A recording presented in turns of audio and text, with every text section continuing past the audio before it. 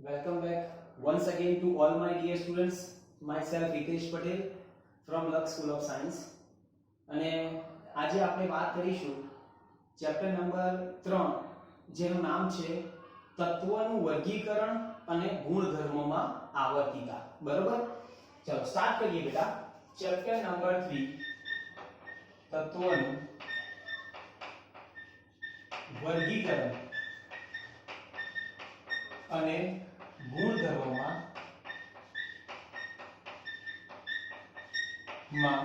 આવર્તિતા. બરોબર? ઓકે, સૌપ્રથમ તો આપણે વાત કરીએ તત્વનું વર્ગીકરણ કરવાનું હોય તો અહીંયા આપણે બધા જાણીએ છીએ કે આવર્ત કોષ્ટકમાં અત્યાર સુધી કેટલા તત્વો શોધાયા. બધા કહેશે કે 118 તત્વો. બરોબર? અને એનું નામ પડ્યું છે કે ભાઈ મેન્ડેલીફ આવર્ત કોષ્ટક. કારણ શું? કે બધો જ ફાળો કોને જાય છે? મેન્ડેલીફને. તેણે 118 તત્વોને સમૂહ અને આવર્તમાં ગોઠવ્યા. પણ સૌપ્રથમ તો આપણે એ જાણવું જરૂરી છે કે આ તત્વોની શોધ કેવી રીતે થઈ અને કેવી રીતે આવર્ત કોષ્ટક બન્યું. બરોબર? ત્યારબાદ આપણે વાત કરીશું કે તેના નામકરણ કેવી રીતે આપવામાં આવે છે. અને ત્યારબાદ આ ચેપ્ટરની અંદર આપણે જોઈશું કે આવર્તમાં ડાબી બાજુથી જમણી બાજુ જતા અને સમૂહમાં ઉપરથી નીચે તરફ જતા ઘણા બધા ગુણધર્મની અંદર વિવિધતા આપણને માલુમ પડે છે. જેમ કે પરમાણ્વીય ત્રિજ્યા આવશે, આયનીય ત્રિજ્યા આવશે, આયનીકરણ એન્થાલ્પી આવશે, ઇલેક્ટ્રોન પ્રાપ્તિ એન્થાલ્પી આવશે અને વિદ્યુત ઋણતા આવશે. બરોબર? તો આ બધું જ આપણે આ ચેપ્ટરની અંદર ડિસ્કસ કરીશું વન બાય વન. આજે ફક્ત ઇન્ટ્રોડક્શન કે કેવી રીતે આ આવર્ત કોષ્ટક બનાવવામાં આવ્યું. પહેલું તો એવું કહીએ કે ગ્લેન ટી સીબર્ગના મત અનુસાર આવર્ત કોષ્ટક રસાયણ વિજ્ઞાનની ખૂબ જ અગત્યની સંકલ્પના છે. લખું કે ગ્લેન ટી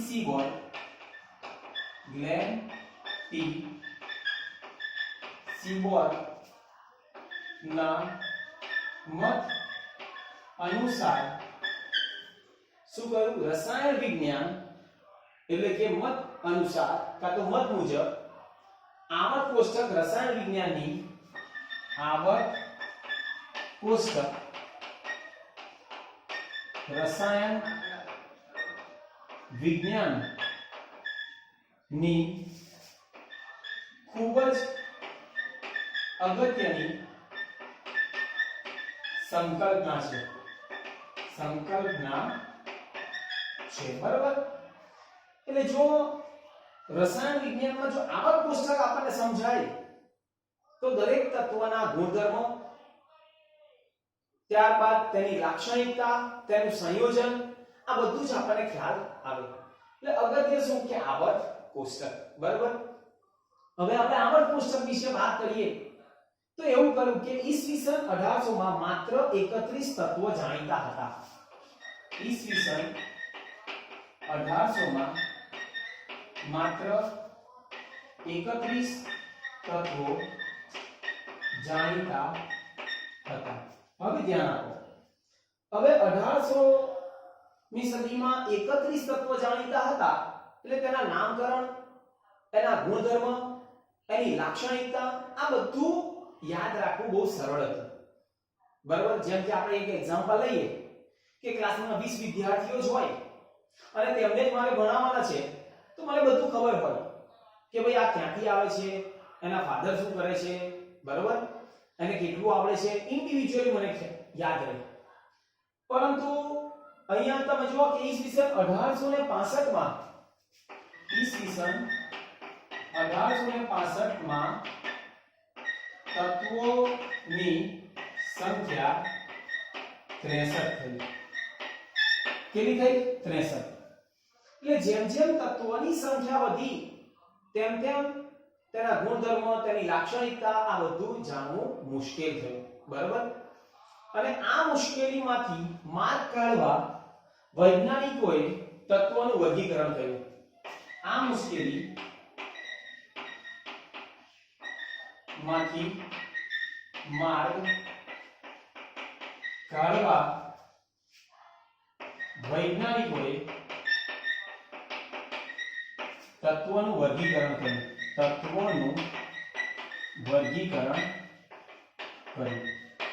બરાબર? તત્વોનું શું કર્યું બેટા? વર્ગીકરણ કર્યું. હવે વર્ગીકરણ કેવી રીતે કરે છે તો એ આપણે જોઈએ કે તત્વોને અહીંયા એવું કહ્યું કે આ જ્યારે વર્ગીકરણ કરવામાં આવ્યું એ ફક્ત તત્વોનું વર્ગીકરણ એટલું નહીં પણ નવા તત્વોની આગાહી કરવામાં પણ મદદરૂપ થયું. નવા તત્વોની અને આ વર્ગીકરણ નવા તત્વોની આગાહી કરવા મદદરૂપ થયું. બરાબર? હવે અહીંયા આના ઉપરથી આપણે એવું કહીએ કે હાલના સમયમાં અત્યારે તો 118 તત્વો છે પણ બુકમાં આપણને લખેલું છે કે ભાઈ તેથી કેટલા તત્વો શોધાય? 114 તત્વો. 114 તત્વો જેમાં એવું કહીએ કે 92 તત્વો જે છે ને એ કુદરતી રીતે મળી આવે છે. 92 તત્વો કુદરતી રીતે મળે છે જ્યારે બાકીના જે કેટલા તત્વો રહ્યા તો 22 તત્વો એ માનવ નિર્મિત છે એટલે કે સંશ્લેષિત રીતે મળે છે.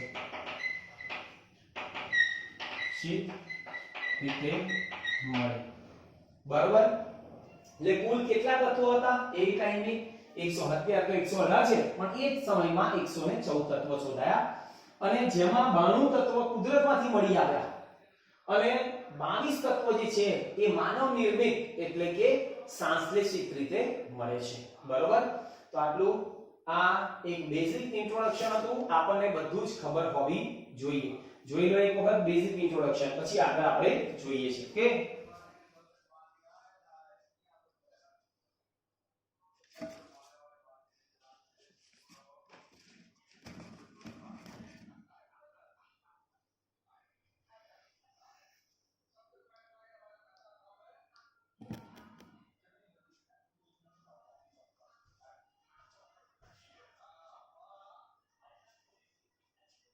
ચાલો હવે આપણે વાત કરીશું કે આવર્ત કોષ્ટકનો ઇતિહાસ. કયા કયા વૈજ્ઞાનિકો હતા કે જેમણે આવર્ત કોષ્ટકમાં તત્વોની ગોઠવણી કરવામાં ફાળો છે? તો જોઈએ આપણે કે આવર્ત કોષ્ટકનો ઇતિહાસ. શું આવર્ત કોષ્ટકનો ઇતિહાસ? ચાલો પહેલો વૈજ્ઞાનિક કોણ હતો?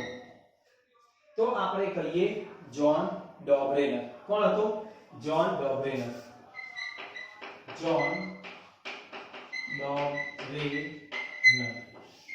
જ્હોન ડોબ્રેનરે શું કહ્યું બેટા? કે તત્વોને ભૌતિક અને રાસાયણિક ગુણધર્મના આધારે ત્રિપુટીમાં ગોઠવ્યા હતા. જ્યારે તત્વો ના ભૌતિક અને રાસાયણિક ગુણધર્મોના આધારે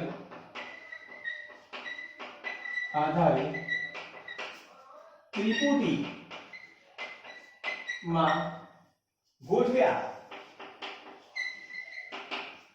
ત્યારે શું થયું બેટા? ત્રિપુટીમાં ગોઠવ્યા ત્યારે દરેક ત્રિપુટીના બીજા સભ્યના પરમાણ્વીય ક્રમાંક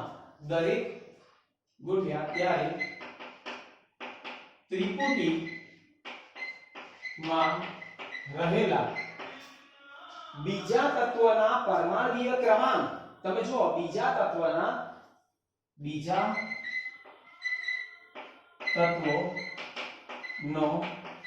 પરમાણ્વીય ભાર છે. બરાબર? પરમાણ્વીય ભાર પહેલા અને ત્રીજાના સરેરાશ પરમાણ્વીય ભાર જેટલો હોય છે. પહેલા અને ત્રીજા તત્વોના સરેરાશ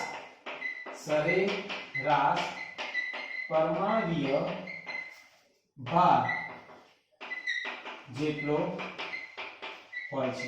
હવે આ શું કહે છે બેટા, જેને આપણે ત્રિપુટીનો નિયમ કહીએ, એવું કહ્યું કે જ્યારે તત્વોને ભૌતિક અને રાસાયણિક ગુણધર્મના આધારે ત્રિપુટીમાં ગોઠવ્યા, ત્રિપુટી એટલે ત્રણ તત્વોની ત્રિપુટી બનાવી, ત્યારે ત્રિપુટીમાં રહેલા બીજા તત્વનો પરમાણુ ભાર વચ્ચેના એટલે કે બીજા તત્વનો પરમાણુ ભાર એ પહેલા અને ત્રીજા તત્વના સરેરાશ પરમાણ્વીય ભાર જેટલો હોય છે. એક્ઝામ્પલ લઈએ બેટા, કે જેમ કે ધાતુ છે લિથિયમ, અહીંયા આપણે તત્વો, અહીંયા પરમાણ્વીય ભાર, બરાબર. એવી જ રીતે અહીંયા તત્વો, અહીંયા પરમાણ્વીય ભાર, અને એવી જ રીતે અહીંયા તત્વો અને પરમાણ્વીય ભાર. હવે ધ્યાન આપજો, પહેલા તત્વોની આપણે વાત કરીએ તો આ છે લિથિયમ, સોડિયમ અને પોટેશિયમ. લિથિયમનો પરમાણુ ભાર છે 7, આનો 23 અને આનો 39. તમે જુઓ આ પહેલો ના ત્રીજો સરેરાશ પરમાણુ ભાર એટલે 7 + 39 ભાગ્યા 2 એટલે તમે જુઓ કેટલા થાય, 46 ભાગ્યા 2 એટલે કેટલા આયા 23. આના જેટલો આવી ગયો. એટલે પહેલા અને ત્રીજા તત્વનો સરેરાશ પરમાણ્વીય ભાર એ બીજા તત્વ જેટલો હોય છે, બરાબર. આવી રીતે ત્રિપુટીમાં દરેક તત્વને ગોઠવ્યા, જેમ કે કેલ્શિયમ, સ્ટ્રોન્શિયમ અને બેરિયમ, કેલ્શિયમ, સ્ટ્રોન્શિયમ અને બેરિયમ, બરાબર. કેલ્શિયમનો પરમાણુ 40, 88 અને 100 ને આ બેનો સરવાળો કરો, સરેરાશ એના જેટલો આવે. ક્લોરીન, બ્રોમિન અને આયોડીન, ક્લોરીન, બ્રોમિન અને આયોડીન.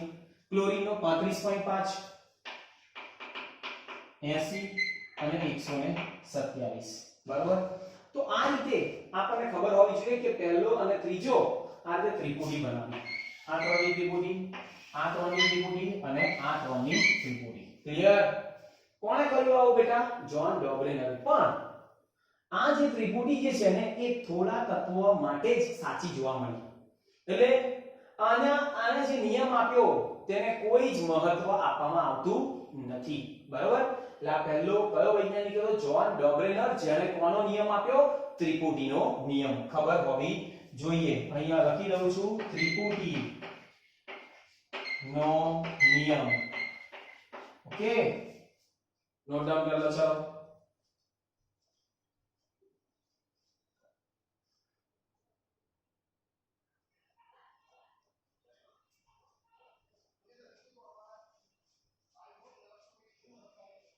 ક્લિયર? હવે એના પછી બીજો વૈજ્ઞાનિક આવે છે બેટા, કોણ છે? તો AEB ધ કાન-ટોર્ટોઇસ. કયો વૈજ્ઞાનિક આવ્યો?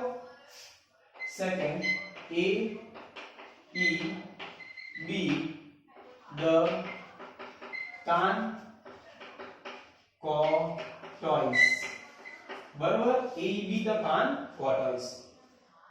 AEB ધ કાન-ટોર્ટોઇસ એ પ્રથમ સંભવિત આવર્ત કોષ્ટક પ્રસિદ્ધ કર્યું. અહીંયા લખીએ કે પ્રથમ સંભવિત આવર્ત કોષ્ટક પ્રસિદ્ધ કર્યું, બરાબર. કોણે કર્યું? AEB ધ કાન-ટોર્ટોઇસ છે ને પહેલું આવર્ત કોષ્ટક પ્રસિદ્ધ કર્યું. તેણે તત્વોને પરમાણુ ભારના ચડતા ક્રમ પ્રમાણે નળાકાર સ્વરૂપે ગોઠવ્યા.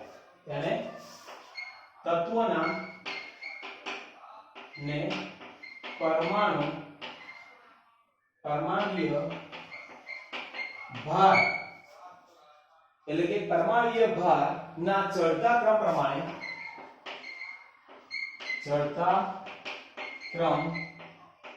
પ્રમાણે નળાકાર સ્વરૂપે ગોઠવ્યા હતા.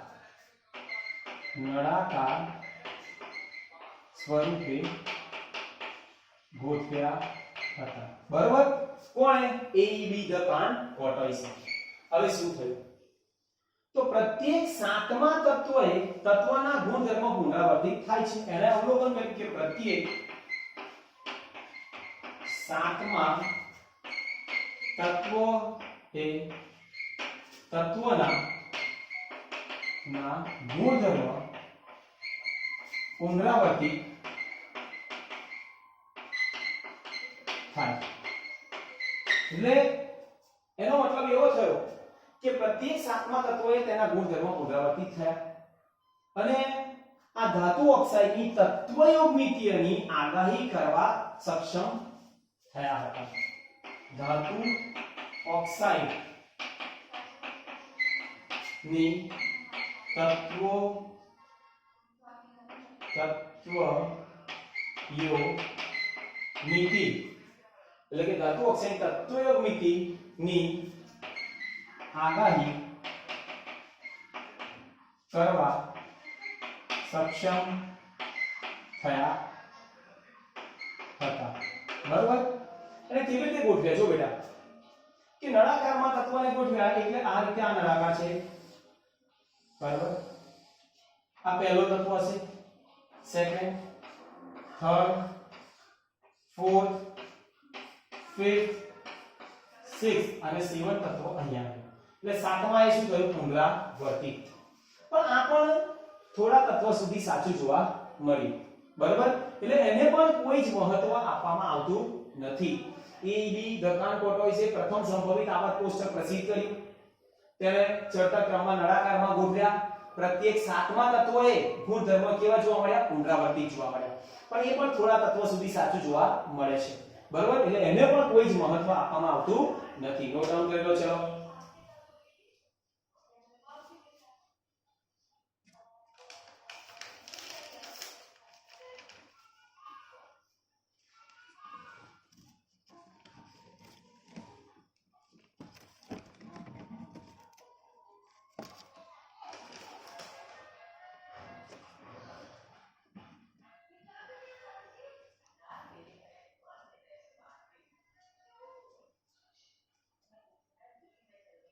ચલો હવે નેક્સ્ટ આપણે વાત કરીએ આના પછી કોણ આવ્યું? તો નેક્સ્ટ બીજો વૈજ્ઞાનિક જેને આપણે કહીએ જ્હોન ન્યુલેન્ડ. ચલો ત્રીજો નંબર જ્હોન ન્યુલેન્ડ. હવે જ્હોન ન્યુલેન્ડ ઇંગ્લેન્ડનો વૈજ્ઞાનિક હતો. તેણે 56 તત્વોને તેમના ભૌતિક ગુણધર્મના આધારે 11 સમૂહમાં વર્ગીકૃત કર્યા. અહીંયા લખીએ 56 તત્વોના ભૌતિક ગુણધર્મ ના આધારે 56 તત્વોને તેના ભૌતિક ગુણધર્મના આધારે 11 સમૂહમાં વર્ગીકૃત કર્યા. બરોબર. કોણે કર્યા બેટા? જ્હોન ન્યુલેન્ડે. કેટલા તત્વો? 56 તત્વો. કે ડે બાય ડે તત્વોની સંખ્યા વધી એટલે 56 તત્વોને તેને 11 સમૂહમાં વર્ગીકૃત કર્યા. હવે બીજું આપણે કહીએ કે તેને કયો નિયમ આપ્યો? તો તેને અષ્ટકનો નિયમ રજૂ કર્યો.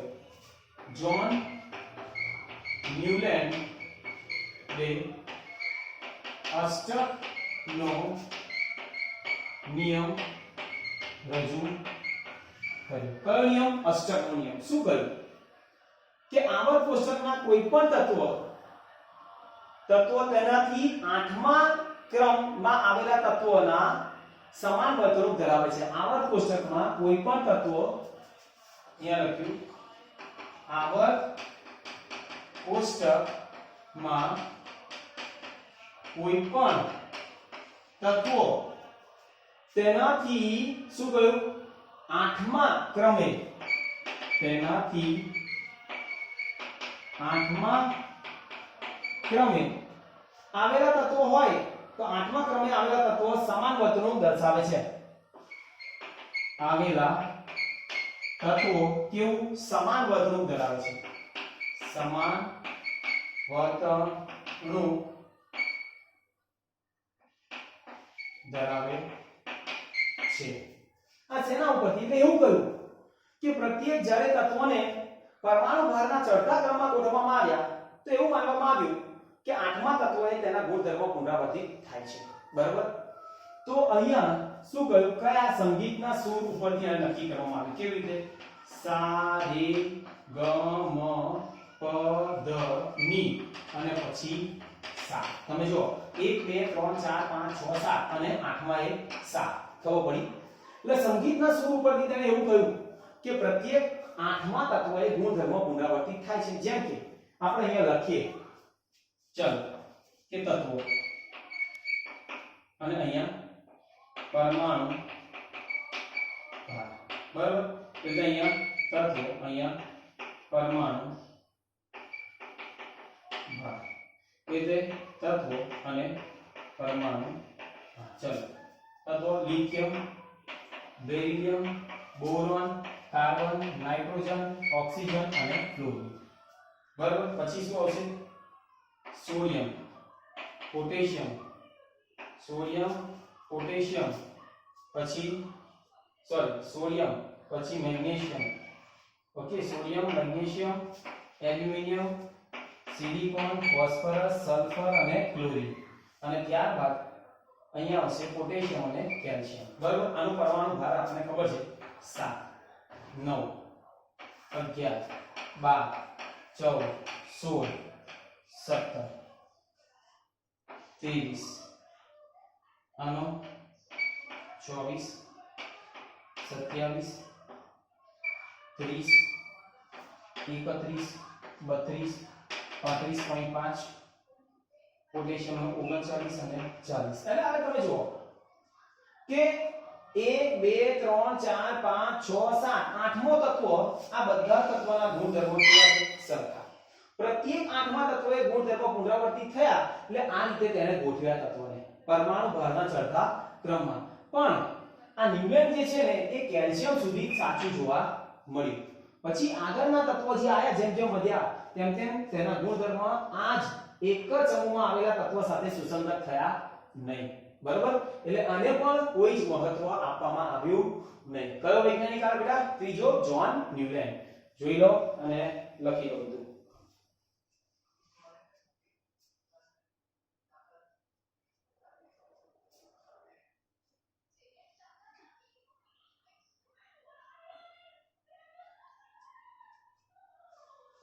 ચલો નેક્સ્ટ ચલો નેક્સ્ટ વૈજ્ઞાનિક આપણને આપેલો છે બેટા દમિત્રી મેન્ડેલિફ અને લોથર મેયર. શું છે? દમિત્રી મેન્ડેલિફ અને લોથર મેયર. એવું કહીએ કે દમિત્રી મેન્ડેલિફ અને લોથર મેયર પરમાણુ ભારના ચડતા ક્રમમાં આડી હરોળ અને ઊભા સ્તંભમાં તત્વોને ગોઠવ્યા. બરાબર? તેમણે પોતાનું આવર્ત કોષ્ટક પ્રસિદ્ધ કર્યું. પોતાનું આવર્ત કોષ્ટક પ્રસિદ્ધ કર્યું. જેમાં શું કહ્યું? તત્વને પરમાણુ ભારના ચડતા ક્રમમાં આડી હરોળ અને ઊભા સ્તંભમાં ગોઠવ્યા. તત્વોને પરમાણ્વીય ભારના ચડતા ક્રમમાં આડી હરોળ અને ઊભા સ્તંભમાં ગોઠવ્યા. બરાબર? આડી હરોળ અને ઊભા સ્તંભમાં કોણે ગોઠવ્યા બેટા? તો દમિત્રી મેન્ડેલિફ અને લોથર મેયર. અને તેમણે નિયમ આપ્યો કે તત્વના ગુણધર્મ પરમાણુય ભારને આવર્તનીય છે. શું નિયમ આપ્યો? આધુનિક આવર્ત નિયમ. એટલે કે આવર્ત નિયમ આપ્યો કે તત્વોના ગુણધર્મ પરમાણુય ભારને આવર્તનીય છે. આ એમનો પહેલો નિયમ હતો. એનો મતલબ એવો થાય કે દરેક તત્વ કોની ઉપર આધાર રાખે છે? તેના ગુણધર્મ પરમાણુ ભાર ઉપર આધાર રાખે. એવું એ લોકોએ કહ્યું. કોણે કહ્યું? દમિત્રી મેન્ડેલિફ અને લોથર મેયર. હવે એવું કહીએ છે કે દમિત્રી મેન્ડેલિફ એ હિંમતવાન હતો. કોના કરતા? લોથર મેયર કરતા. કેમ? કારણ કે ઘણી વખત એવું બનતું કે જ્યારે તત્વોને પરમાણુ ભારના ચડતા ક્રમમાં ગોઠવવામાં આવે છે ત્યારે એ તત્વ એ પ્રોપર સ્થાને ગોઠવાતો નથી અને એવું માનવામાં આવે છે કે જો એ તત્વ પ્રોપર સ્થાને ના ગોઠવાય તો તેનો પરમાણુ ભાર ખોટો હોવો જોઈએ. આવું કોણે કહ્યું? મેન્ડેલિફે. એટલે જો એવા ઘણા બધા એક્ઝામ્પલ આપણે જોઈએ કે તત્વને આવર્તમાં તમે જુઓ કે આવર્ત કોષ્ટકમાં ખોટા સ્થાને ગોઠવવામાં આવે તો આપણે એવું કહીએ તેનો પરમાણુ ભાર ખોટો છે. બરાબર? તો બદલવો પડે. જેમ કે એક એક્ઝામ્પલ લીધો ઇન્ડિયમ. ચલો પહેલો એક્ઝામ્પલ ઇન્ડિયમ. ઇન્ડિયમનો પહેલો પરમાણુ ભાર હતો 76. જો 76 હોય તો એ કોના વચ્ચે હોય? આર્સેનિક અને સેલેનિયમની વચ્ચે. આર્સેનિક અને સેલેનિયમ ની વચ્ચે આવે. બરોબર? પણ આર્સેનિક ને સેલેનિયમ એટલે આર્સેનિક અહીંયા લખું, અહીંયા સેલેનિયમ લખું, સમજો. અહીંયા હું ઇન્ડિયમ લખું છું તો એની વચ્ચે આર્સેનિકનો પરમાણુ ક્રમ ભાર કેટલો છે? 76. આ કેટલો છે? 79. તો આ કેટલો આવે? 76 આવે. સોરી 75 છે. બરોબર? એટલે આ 75 છે. પણ ઇન્ડિયમની નીચે કયા આવે? તો એલ્યુમિનિયમ અને આપણે એવું કહીએ ઇન્ડિયમના ગુણધર્મ કોના જેવા છે? તો એલ્યુમિનિયમ અને થેલિયમ જેવા. કોના જેવા છે બેટા? એલ્યુમિનિયમ અને થેલિયમ જેવા. એટલા માટે આપણે એવું કહીએ કે આ એનું હોવું જોઈએ નહીં. એટલે ઇન્ડિયમનો 76 પરમાણુ ભાર ખોટો છે. તો એનો કેટલો? તો 76 ના બદલે ઇન્ડિયમનો પરમાણુ ભાર કેટલો છે? 114 રાખવામાં આવ્યો, જેથી તેના ગુણધર્મ કોની સાથે સુસંગત થાય છે? તો ઇન્ડિયમ, થેલિયમ, એલ્યુમિનિયમ, ઇન્ડિયમ અને થેલિયમ સાથે સુસંગત થાય. બરોબર? તો ઇન્ડિયમ, એલ્યુમિનિયમ, થેલિયમ, બરોબર? તો આ બધા જ ગુણધર્મ સાથે સુસંગત થાય છે. ક્લિયર થઈ ગયું? આ એવી રીતે જો બીજું આવ્યું કે જેમ કે પોટેશિયમનો પરમાણુ ભાર હતો કે 39.40 કે સમથિંગ હતો. બરોબર? અહીંયા 30 લખી છે અને આર્ગોનનો છે કેટલો? તો 39.95. હવે ધ્યાન આપો તો ક્રમમાં ગોઠવે એટલે પહેલા પોટેશિયમ આવે પછી આર્ગોન આવે. પણ આવર્ત કોષ્ટકની અંદર તમને કદાચ ખબર હશે પહેલું શું આવે? આર્ગોન. ઠીક છે? એનો પરમાણુ ભાર ક્રમાંક કયો છે? 18. આ કયો છે? 19. એટલે પહેલા આ આવશે અને પછી આ આવશે. એટલે એનો મતલબ એવો થયો કે પોટેશિયમનો પરમાણુ ભાર આનો કેટલો લીધો આપણે? 39.95. તો એ પોટેશિયમનો 39 ના હોય. કેટલો હશે? તો એનાથી થોડો વધારે એટલે ખોટો હશે. સમજી ગયા? કાં તો આનો ખોટો હોય તો આને આપણે કેટલો કન્સિડર કરીએ? 38. સમજ્યા? એટલે પછી પોટેશિયમનો આપણે કેટલા લઈએ? 39. ક્લિયર? એટલે અહીંયા આનો પરમાણુ ભાર આર્ગોનનો કેટલો લેવો પડે? 38. બરોબર? એટલે પછી પહેલા શું આવશે બેટા? તો આર્ગોન અને પછી શું આવે? પોટેશિયમ. એટલે આવી રીતે જ્યારે તત્વોને પરમાણુ ભારના ચડતા ક્રમમાં ગોઠવવામાં આવે ને ત્યારે ઘણી બધી મુશ્કેલીઓ ઊભી થઈ કે ભાઈ એક જ સમૂહમાં આવેલા તત્વોના ગુણધર્મ સરખા જોઈએ પણ ઘણા બધા તત્વોમાં સરખા આવ્યા નહીં. તો મેન્ડેલિફે શું કર્યું કે તેનો પરમાણુ ભાર ખોટો છે. એટલે ખોટો છે એટલે એને બદલીને નવો પરમાણુ ભાર શોધો. બરોબર? ચલો જોઈ લો આ બધું. અને એના પછી હવે છેલ્લો પોઈન્ટ આપણો બાકી રહ્યો કે જ્યારે આવર્ત કોષ્ટક આપણે શોધવામાં આવ્યું ત્યારે વણ શોધાયેલા તત્વો નવા શોધાયેલા તત્વો હતા ગેલિયમ અને જર્મેનિયમ. કયા કયા તત્વો બેટા? ગેલિયમ અને જર્મેનિયમ. તો એટલા માટે તમે જોજો આવર્ત કોષ્ટકની અંદર એકા એલ્યુમિનિયમ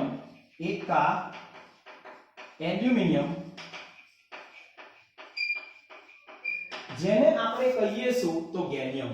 બરાબર? ગેલિયમ કહેવામાં આવ્યું અને એકા સિલિકોન શું કહ્યું? જર્મેનિયમ. એટલે ગેલિયમ અને જર્મેનિયમ આ બંને તત્વો નવા શોધાયા હતા એ સમયે. એટલે એના ગુણધર્મો કોની સાથે સુસંગત હતા? ગેલિયમના એલ્યુમિનિયમ સાથે અને જર્મેનિયમના સિલિકોન સાથે. એટલે એકા એટલે નેક્સ્ટ. એટલે તમે આવર્ત કોષ્ટક જે જોશો ને તો એની અંદર તમને સમજાશે કે ભાઈ એકા એટલે એલ્યુમિનિયમ પછી ગેલિયમ અને સિલિકોન પછી શું આવશે? જર્મેનિયમ. એના પછી એટલે એની માટે ખાલી જગ્યા રાખી. આવો ક્વેશ્ચન પૂછાતો હોય કે એકા એલ્યુમિનિયમ કોને કહેવાય? તો ગેલિયમને. અને એકા સિલિકોન કોને કહેવાય? તો જર્મેનિયમને. બરોબર? તો આ રીતે આ હતું આવર્ત કોષ્ટક નો ઇતિહાસ. સૌપ્રથમ કયો વૈજ્ઞાનિક હતો? તો આપણને બધાને ખબર હોવી જોઈએ કે જ્હોન લોબ્રેનર, પછી એઈબી ધ કાન કોર્ટોઇસ, ત્યારબાદ જ્હોન ન્યુલેન્ડ અને દમિત્રી મેન્ડલીફ અને લોથર મેયર. બરાબર. આવી રીતે વૈજ્ઞાનિકોએ ભેગા થઈને આવી રીતે એક આવર્ત કોષ્ટક પછી બનાવ્યું. બરાબર. અને છેલ્લે હિંમતવાન કોણ હતો બેટા? મેન્ડલીફ. અને એટલા માટે આવર્ત કોષ્ટક કોના સ્થાને જાય છે? મેન્ડલીફના સ્થાને. બરાબર. અને મેન્ડલીફે, હવે આપણે નેક્સ્ટ વિડિયોની અંદર જોઈશું કે મેન્ડલીફે કેવી રીતે તત્વોને આપણે આડી હરોળ એટલે કે આવર્ત અને ઉભા સ્તંભ એટલે કે સમૂહમાં ગોઠવ્યા. કેટલા આવર્ત? 7 આવર્ત અને 18 સમૂહ. બરાબર. ઉભા સ્તંભ હોય તો તેને આપણે સમૂહ કહીએ, આડી હરોળ હોય તેને આપણે આવર્ત કહીએ. બરાબર. તો નેક્સ્ટ વિડિયોની અંદર આપણે જોઈશું. આજના વિડિયો માટે આટલું ઇનફ.